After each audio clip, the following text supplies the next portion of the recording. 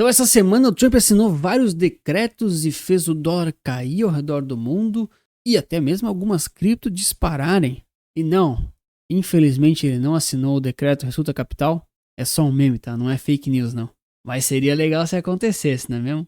Então o mercado ficou muito atento essa semana ao Trump falar diversas coisas sobre diversos temas. O mercado ainda está reagindo muito a todo o burburinho e alvoroço que o Trump está causando aí com a sua posse, com uma série de declarações. E para mim está muito claro que o Trump quer fazer agora é realmente tumultuar. Ele vai cumprir uma série de promessas de campanha, várias o Congresso vai barrar, o juiz vai negar, vai ter uma discussão política e blá blá blá, mas no final das contas ele está atraindo atenção e está fazendo um monte de coisas sem que as pessoas ou sem que a mídia convencional consiga ver e acompanhar. Então, uma das coisas que surpreendeu muita gente é o Trump aí sendo gentil, cordial, sendo aí, de certa forma, totalmente oposto do que esperavam que ele fosse em relação à China, tarifas e tudo mais tal. E isso acabou gerando uma pressão grande de venda e de queda em relação ao dólar. Mas não tenta achar uma razão que fez isso pressionar o câmbio para baixo. Ah, mas se tem um acordo, pode ser que os impostos, que as importações, que piriri, parará. Aconteceu coisa demais para a gente quantificar, nós aqui, meros mortais, em relação ao dólar em uma semana, tá bom? O que a gente tem que olhar é relativamente um panorama mais macro, do tipo, somando tudo o que aconteceu, quais foram as reações do mercado, tanto para os Estados Unidos, quanto para o Brasil, e assim por diante. Porque a queda do dólar veio, mas a gente tem que ver se ela veio para ficar, ou se ela em algum momento pode acabar, pelo menos aqui no Brasil. E comenta para mim se você está aproveitando essa queda do dólar para comprar, dolarizar, está esperando cair mais, ou se você acha agora que o dólar vai cair de vez para R$4, R$3, R$2. Se você acha, escreve para mim que eu quero muito responder você. Então essa semana aconteceram algumas coisas aqui no mercado com esses índices e os destaques para mim, sem dúvida nenhuma, o primeiro deles é a questão do dólar, tá? Vou esconder aqui um pouquinho o Bitcoin e vou chamar aqui a nossa atenção para o DXY, né? DXY, para quem não sabe, é o dólar frente a várias moedas importantes. Aí é uma cesta de moedas. Então, o dólar contra o euro, o dólar contra a libra, o dólar contra não sei o que. Faz uma média de tudo isso, forma esse índice DXY. E o dólar frente ao real, ele tende a andar parecido com o DXY na maioria dos casos, tá bom? Então, quando o DXY cai, o dólar contra o Brasil, né, contra o real brasileiro, ele tende a cair também. A questão é que aqui no Brasil a gente tem uma volatilidade maior, tá? Então, o DXY caiu aqui 1,5%, nós caímos aqui acima de 3 em alguns momentos da semana, tá? Vou deixar aqui, ó, 5 dias, realmente é isso, né? Fechando aqui o dólar aí, próximo de 2,64 de queda, próximo aí dos 3% quase. E essa queda do dólar, ela acabou se compensando por dois motivos. A gente sempre tem que olhar o quê? Primeiro, a bolsa junto com os juros. Os juros é mais importante que a bolsa, tá? Mas a bolsa ela tende a ter um comportamento um pouco mais inverso ao dólar, tá? E quando realmente o dólar veio caindo, o Ibovespa até fez aqui topo, ele até deu uma valorizada. Só que depois, em um certo momento aqui, depois do dia 23, que o dólar voltou a cair, o Ibovespa caiu junto. Entendeu? Então, aparentemente não estão comprando bolsa ainda, porque quando o dólar cai e a bolsa, o índice, ele sobe, cara, tende a estar bem correlacionado, realmente vender o dólar para comprar bolsa e assim por diante, mas o que subiu, olha só, foram os juros, né, o DI futuro. Então o mercado está realmente puxando os juros, exigindo juros, e por que isso? Já vou falar um detalhe, mas ó, nós temos aqui, já na semana que vem aqui, dados de possivelmente aqui, ó, uma nova taxa Selic. Já vou falar sobre isso, tá? E claro, se a gente desconsidera aqui, né, o IBOV e até mesmo aqui o DI futuro, no caso olhando somente o DXY, que é o dólar americano versus a bolsa americana, a gente percebe aqui, ó, que eles de fato são bem inversos, né? Então, para os americanos, quando o dólar cai, a bolsa ela tende a subir. É claro que também tem a questão dos juros dele, tem outros fatores, mas aqui essa semana pelo menos foi bem descorrelacionado, né? Ou melhor, inversamente correlacionado, né? O dólar foi caindo, aqui caiu junto, fez topo, corrigiu, caiu mais, subiu mais e assim por diante. Cara, e é como eu sempre falo, a gente nunca sabe se o dólar vai cair ou se ele vai subir, mas eu sei que se você gosta aqui do conteúdo, vai deixar o like e se inscrever no canal. E isso, quem sabe, te torna até um investidor melhor.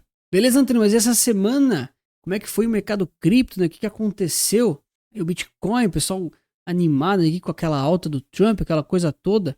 Então, pessoal, mais importante que o Bitcoin aqui, o que eu vejo em relação ao sentimento do mercado, tá? A gente começa a ver uma certa especulação em termos de uma out-season vindo aí. Tem níveis aqui de medo e ganância ainda em patamares relativamente aceitáveis. Quando a gente coloca aqui uma performance semanal das principais cripto, a gente percebe que o XRP, por exemplo, até deu uma quedinha, mas a Solana se valorizou demais, muito por causa também daquelas criações de meme coins em geral, tá bom? E o ETH também deu uma certa recuperada aí do movimento que ele vinha tendo de queda. Lembrando que quando a gente avalia criptomoedas, quando a gente quer pegar uma semana para trás, não são só 5 dias, tá? Você tem que considerar aqui realmente 7 dias porque o mercado não fecha. Então é uma análise um pouquinho mais diferente, um pouquinho mais chata. Mas independente de 5 dias, 7 dias, quando a gente tira o zoom e deixa aqui pelo menos aqui no diário, um mesinho aqui para trás, a gente percebe que disparadamente quem está aqui muito relevante aqui na foto é o XRP e a Solana, né? Essas são duas cripto que estão sendo muito faladas, muito comentadas.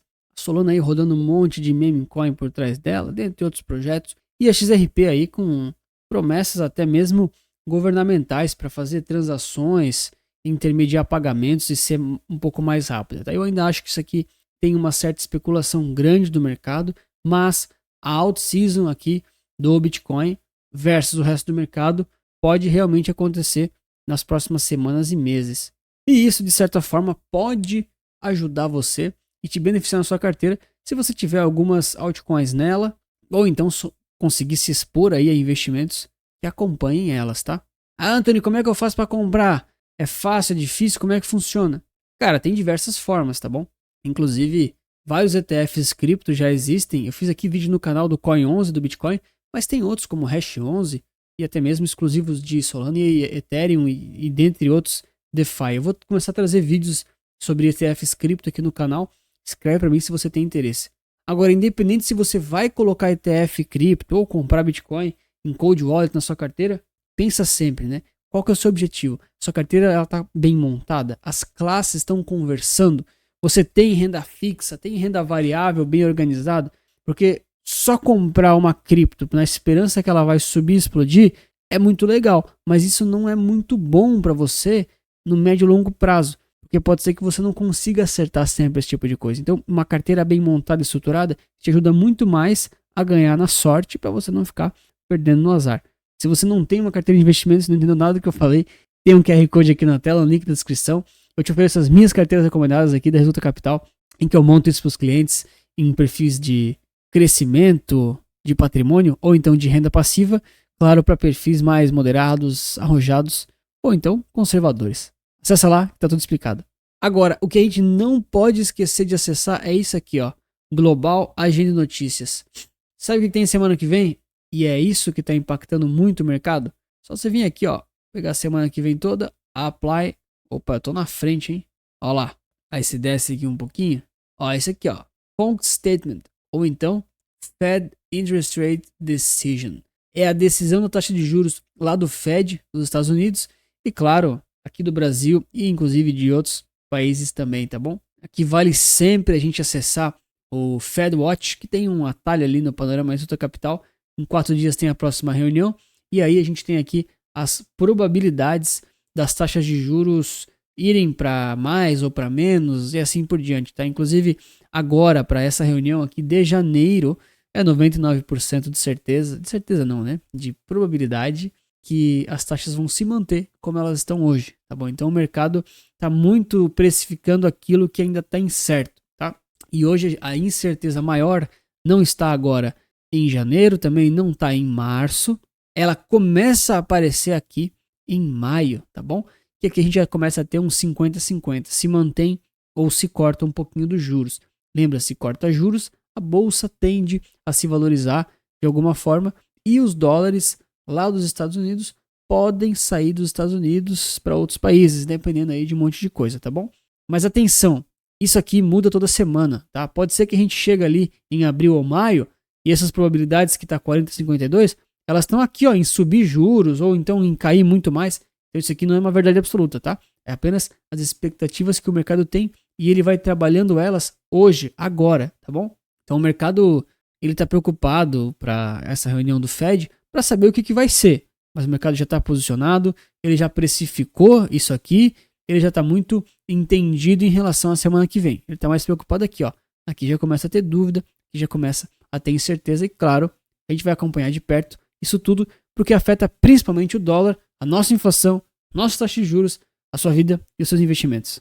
E se você acha que o dólar não muda nada na sua vida e quer investir em ativos relacionados à Bolsa Americana, mas sem ter a variação do dólar, eu vou te recomendar esse vídeo aqui do SPX R11, que é o SP500, sem essa variação cambial, com um adicional a mais de juros embutido nele, que está explicado nesse vídeo. Grande abraço, obrigado pelo seu like, inscrição e lembre-se que investir certo resulta capital.